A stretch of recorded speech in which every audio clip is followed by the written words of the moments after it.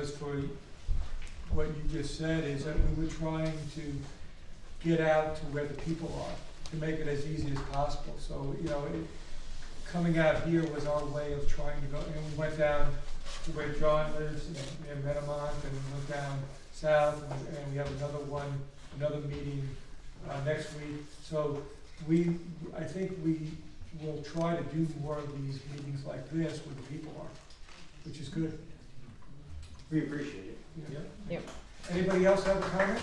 I have a comment. Yes, come on up.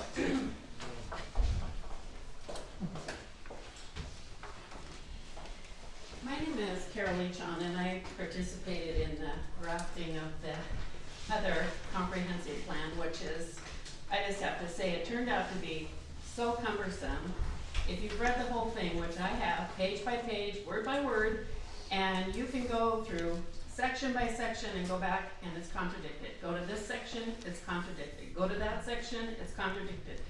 Anything that makes it less and makes it able to, for us to read it and understand it and comprehend it is much appreciated. And I very much appreciate all your time that you're spending, because I know how the meetings go. I did a lot of them. So that's all I have to say. Thank you so much. Thanks, Carol. Anybody else? Yeah. I got a follow-up on my last, Okay. if we got time. Yes, we do. The, Can you name again? Ron Ron. David. Now, the one thing I was concerned about, in the county, I was curious what, we could do in the comp plan to curb some of this, annexing. I don't know politics that much, but it seems to me like Rathdrum, they wanna up their tax base, they want to spend money, so sure, annex another 40 acres, build a massive amount of homes. And then, you know, you take, the annexing, like, well, I'm just thinking down the road, the development there on Lancaster in 95. If that had stayed county instead of annexing and into Hayden, that would have been typical of these developers wanting to come in, build multiple houses, and get a variance, like they done in Corbin Hill.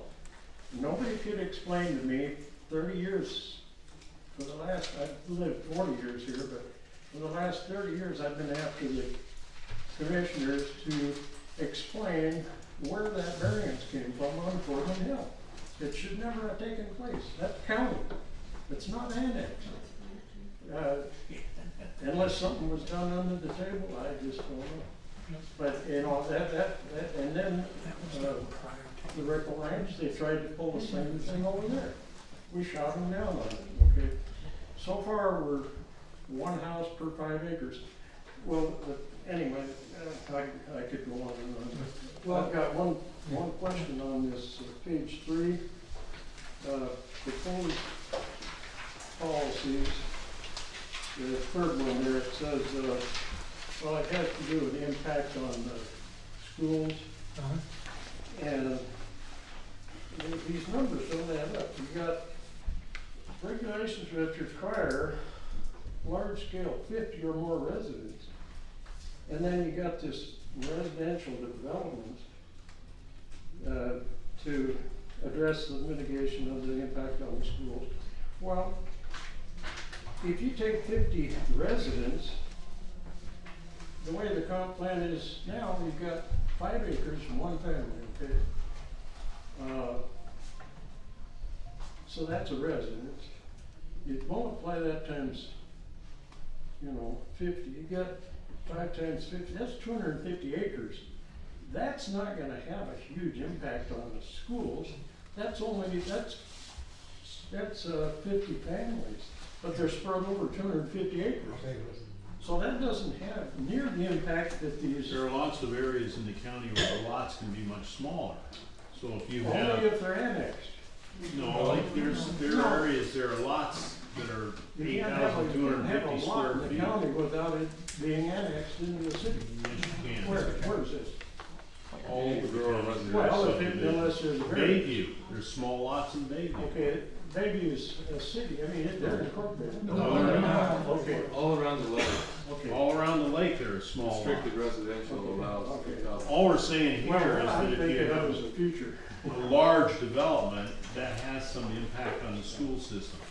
And this just is a limiter saying if it's more than 50 residents, then we should do something else. Okay, but see, if that development in Lancaster was able to,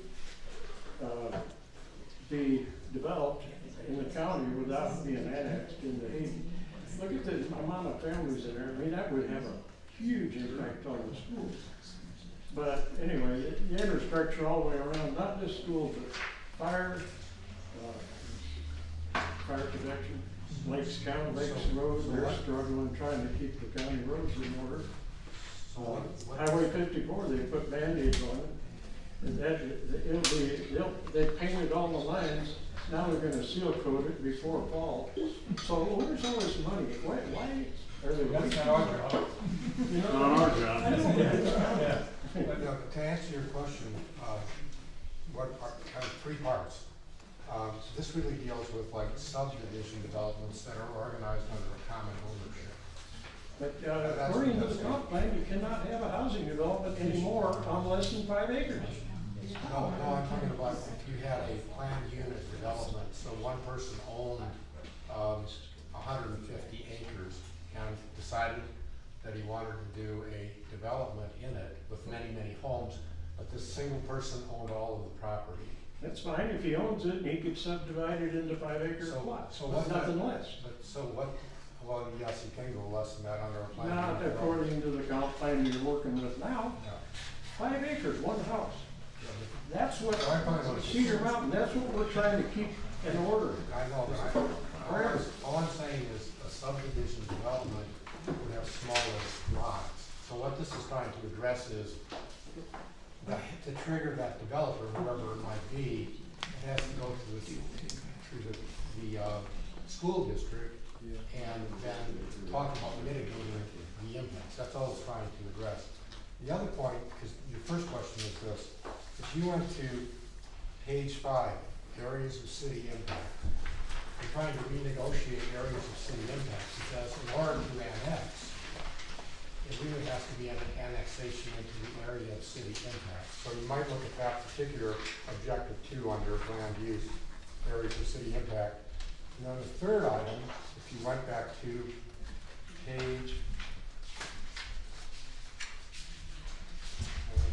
anybody, who's going to do community design?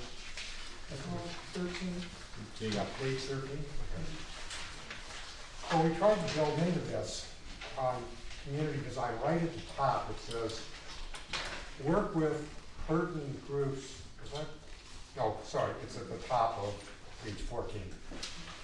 Establish a policy to allow sub-area planning within the county, which means, if this is approved, that people up in the Athol area or Bayview area, they would have direct input as to what land use they would like to see in their area. That's what sub-area planning is about. In other words, at the very beginning, even before you have any proposals for development, you would have a chance to influence what land use would occur in your area. That gives you that wonderful opportunity. Okay, but I guess the question I was wondering, who gives the authority to give a variance on the development? It's a whole different question that has nothing to do with the comprehensive plan. Hey, sure The does. county, The county What has a happened to variance Kootenai? procedure. Huh?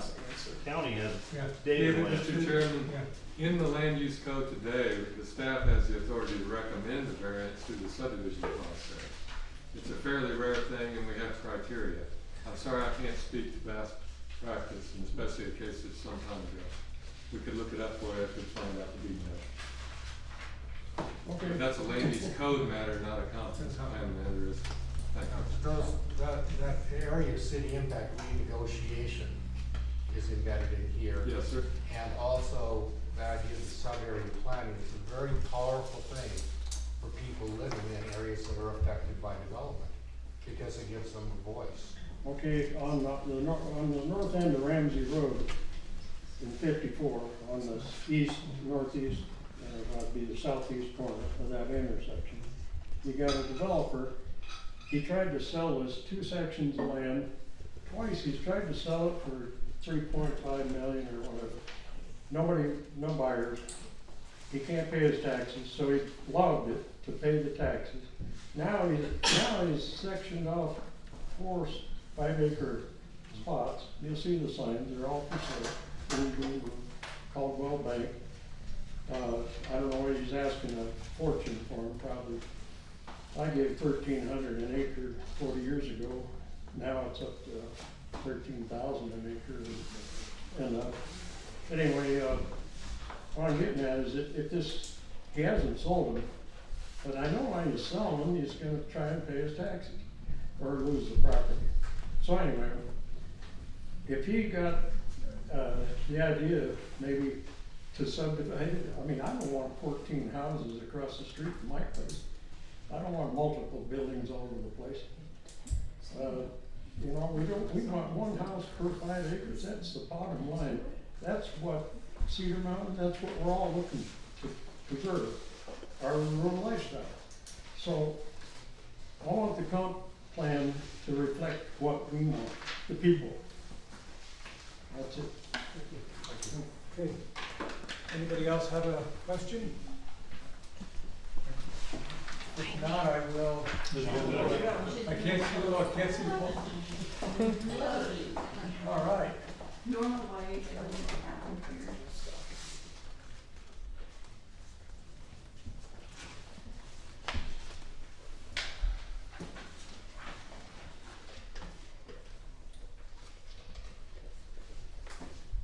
I'll submit my detailed comments online, so I don't bore everyone with it, but I have 3 major concerns. One of them is the redundancy of regulations, you know, federal, state, local. The second one is the view sheds. The lady, Ms. Boneta, that Summer mentioned, I heard her speak. She was told by a federal park ranger, I believe, that because her farm could be seen from the federal parkland, that she could not, that she had to remove an RV that she had parked on her farm in case anybody on the ridge could see it from the park. And then she was threatened with fines if she didn't move that RV. Okay, so view sheds can be dangerous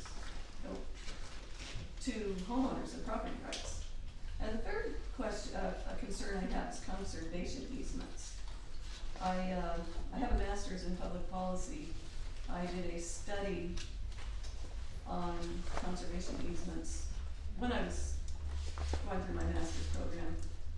And there can be some, they can be problematic.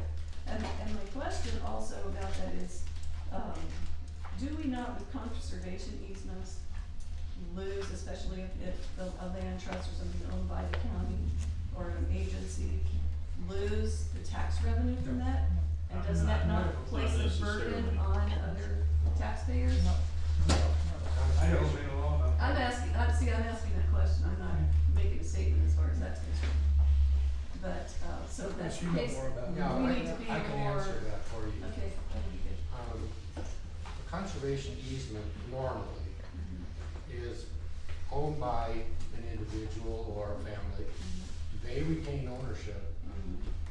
The land trust simply oversees compliance with whatever the agreement was. Okay.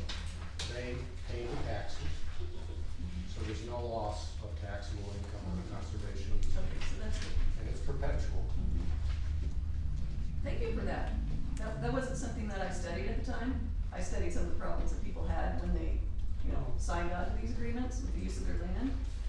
But that's, that was my main concern with that is, you know, does that reduce the tax base and put a burden on everyone else? So thank you for that. Hey, Chair, Jeff.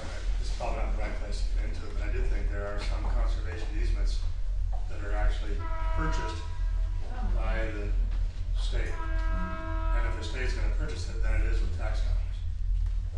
Right, and the only way the state can purchase the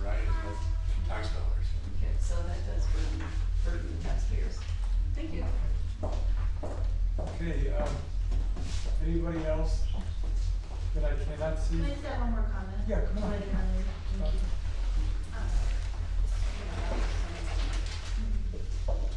Bernard Moon again. I just wanted to add that, yes, I agree with the redundancy question and the less is more question, but as the people of Newport, as I watched that whole thing play out, if you don't know about the smelter, please look it up. It's on our doorstep if this thing goes through. The feds are nowhere to be found. This comprehensive plan is so important to those folks as they're battling this heavy polluting industry coming in there. So while I agree that less is more, we do want to have some of those parts included. It's very important to have that because the feds are not around to help in that situation, and people do turn to look at this comprehensive plan. It's a big deal, and like you were stating, if it's not in here, you can't always speak to it. So it's got to be in here, even if it's somewhat vague. So, Thank you. do us a favor, Yeah, make suggestions in writing. okay. I'll do it. Sandy, may need you to sign your name again? No. No. All right, thank you very much. Thanks. Okay, anybody else? Don't see anybody. Okay, Well, thanks, everyone. thank you. Well, Thank you. it's 7:30.